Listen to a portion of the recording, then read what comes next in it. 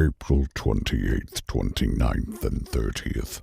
Save the date. Welcome back, everyone. It's Charlie. Zack Snyder released a new Justice League Darkseid trailer video teasing something really big. A lot of people had questions about it, so this will be my breakdown video explaining what's going on, what he's teasing, and a lot of the connections with the upcoming movies and what's happening with the big James Gunn reboot. If you're brand new to the channel, be sure to subscribe to get all the videos. I'll do videos for everything that winds up happening. We have Shazam! Fury of the Gods coming out. I have a post-credit scene video that'll post really soon for that too. A lot of people wondering what's going on because there's so much chaos, and then Zack Snyder comes out and drops this big Darkseid trailer like, surprise, Lord Darkseid says be prepared. Something is coming. You probably recognize the Darkseid voiceover in the trailer. It's the voice of Ray Porter who voices Darkseid in the Justice League Snyder Cut, doing a new promo for Zack Snyder's teaser for this big event that's happening in April. Anti-life is found, Assad, and we will stop at nothing to possess it.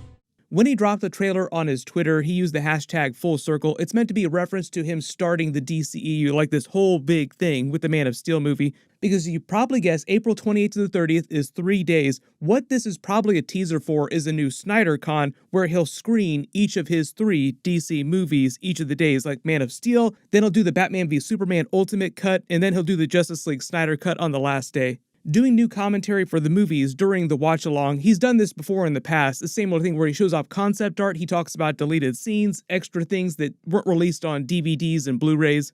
Let's turn the camera.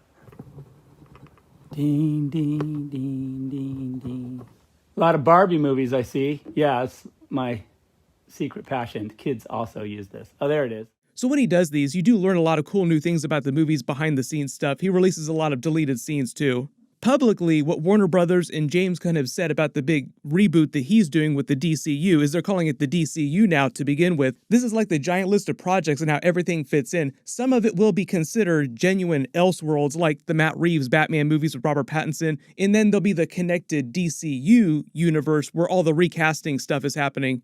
According to James Gunn, that will start with the Flash movie. So like Shazam! Fury of the Gods is coming out as of me posting this video. Technically that's meant to be inside the DCEU, but they have loose connections to the DCU in a way that's ambiguous enough that they could say the characters could come back, even though I expect there to be a lot of recasting with the Shazam characters. When we get to the Flash movie, that's still DCEU, but the events of that movie will set up a reboot into the DCU. Like the Flash will be messing with things Flashpoint style. It's based on the Flashpoint storyline with a bunch of changes. The way he talks about the Blue Beetle movie that's coming out later this year is that it's kind of set off by itself. It's ambiguous enough that they can say it is connected to the new DCU, and it won't cause any big continuity problems. But the actual beginning of all these recastings, the DCU itself, James Gunn views as being the Superman Legacy movie, which he has now announced that he's directing. Like he's writing and directing it. It'll be a new version of Superman that's younger. It's like a Superman Year 2 movie, kind of like the way Matt Reeves did Batman Year 2 in the Batman movie. Henry Cavill did say that there was potential he could come back eventually as Superman, but I think we're talking Crisis on Infinite Earths multiverse stuff way down the road. Speaking of deleted scenes, we do know once upon a time Zack Snyder planned on doing a trilogy of Justice League movies. But what happened is way back in December 2015, Jim Lee said that Zack Snyder brought him onto the project to draw up these giant, like 10-foot tall storyboards with the pitch for Justice League 2 and Justice League 3 to convince the studio to spend the money to make all 3 movies. But what I'll do is I'll just read what the story is and talk about where this all fits in. So he starts by saying, although originally pitched as one film, we believe the character arcs of our heroes and villains, along with the epic battle with Darkseid, which unites the League, the world, and the entire DC universe, warrants 2 films, instead of just doing 1 sequel. He goes on to say, however, this does not mean that you have 2 films centered on Darkseid's invasion. Rather, Justice League 2 would be a very grounded, personal, and character-driven film that would follow the Justice League both together and separately as they mend old wounds on the road to becoming better and stronger heroes. While Lex Luthor recruits a league of his own, the Injustice League, made up of revenge-driven villains introduced in the hero's solo films, Dr. Maru from Wonder Woman 2. That was actually Dr. Poison. I think originally in Zack Snyder's idea, they would have introduced Dr. Poison in a bigger way during the sequel to Wonder Woman.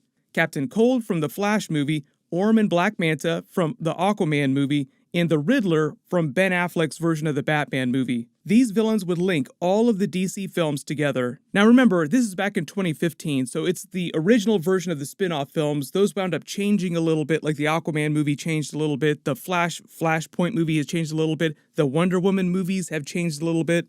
Then he goes on to say, like Empire Strikes Back and the last Harry Potter film, Justice League 2 would end with a cliffhanger, revealing only at the end of the film Lex and his league are connected to Darkseid, then flash forwarding 5 years into the future where Darkseid has taken Earth. That's basically the nightmare future that we see at the end of the Justice League Snyder Cut. Then he goes on to describe the hero's arcs through parts 2 and 2A. With Lois's help, the back from the dead Superman will learn to become Clark Kent again. Feeling more human than ever, he and Lois start a family. Remember how they teased Lois was pregnant? Wonder Woman would reconnect with the Amazons and her mother, eventually becoming their new queen and rejoining these isolationist warriors with the outside world, meaning connecting Themyscira with the outside world. Aquaman, with the help of Mira, will bring the 7 kingdoms together, 7 kingdoms of Atlantis originally, becoming the one true king, building a new alliance between the oceans and the surface. That was what the whole Unite the Seven tagline was about. Unite the 7 kingdoms of Atlantis before Atlantis sank into the ocean. The Flash will free himself from the past, releasing his father from prison with Cyborg's help and learning how to master his time-traveling abilities, literally becoming able to be in 2 places at once. Cyborg will evolve both into the modern-day god of the digital age and into a human once again. And Batman will ultimately sacrifice his life for the unlikely friends and the woman he loves, leaving behind a legacy that will never truly die.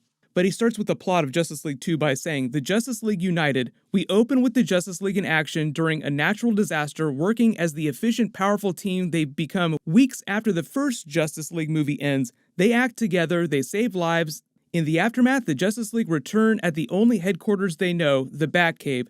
Bruce secretly meets with Lois, both of them still searching for Lex Luthor. The meeting ends after Lois tells Bruce that Superman needs her more than ever. Bruce knows Lois is hiding something else. Probably the pregnancy.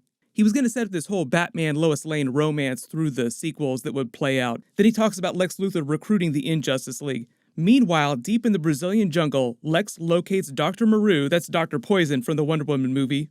Outside of Central City in Iron Heights Penitentiary, Lex finds Leonard Snart, Captain Cold, where he was left at the end of the Flash movie, or where he would have been left at the end of the Flash movie, and offers him a chance to advance his weaponry and take down the fastest man alive. Upgrade his cold gun with alien technology. Then there's this whole sequence with them intercutting between the Injustice League and the Justice League characters.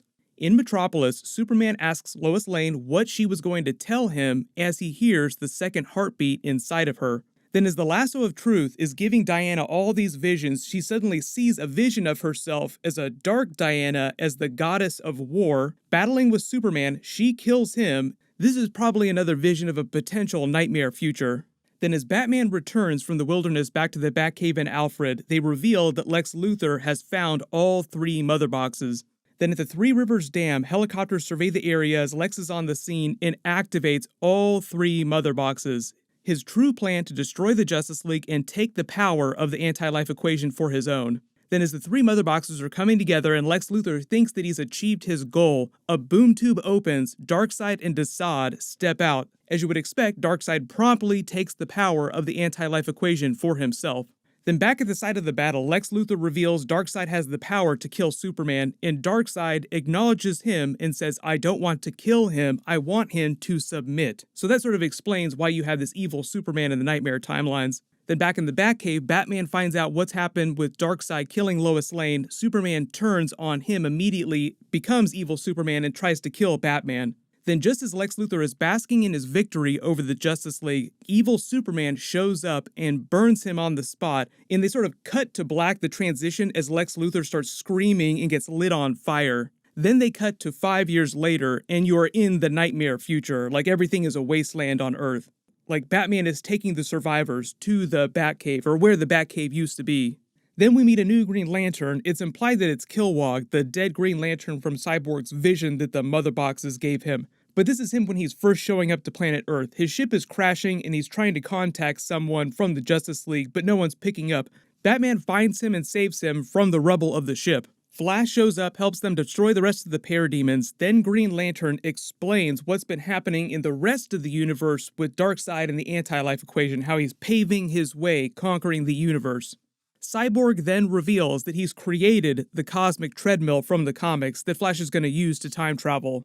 But Batman's plan is word, Flash travels back in time and is correctly able to warn Batman at the right point in time and place to save Lois Lane.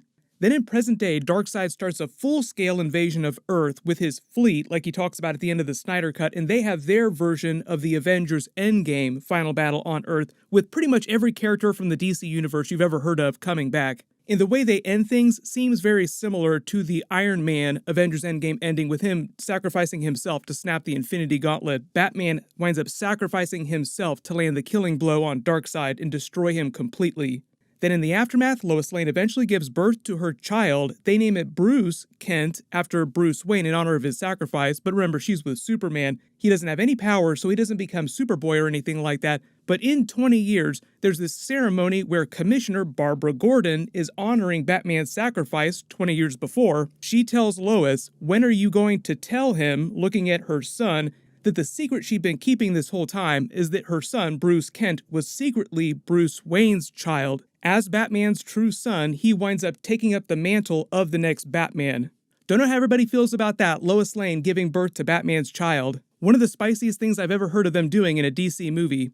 Then the moment you go out on in Justice League 3, like the epilogue or the post-credit scene, you see a shot of Bruce Kent in the cape and cowl rising from the shadows in Gotham with a bat signal shining in the sky.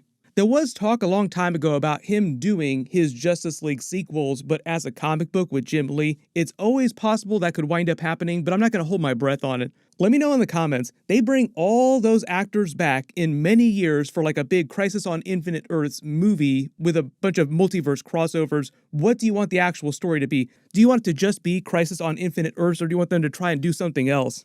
My Shazam! Fury of the Gods post-credit scene video will post next. You can click here to watch that. I'll update the link as soon as I post it. And click here for my Mandalorian Season 3, Episode 3 video. Thank you so much for watching. Everyone stay safe, and I'll see you guys in the next one.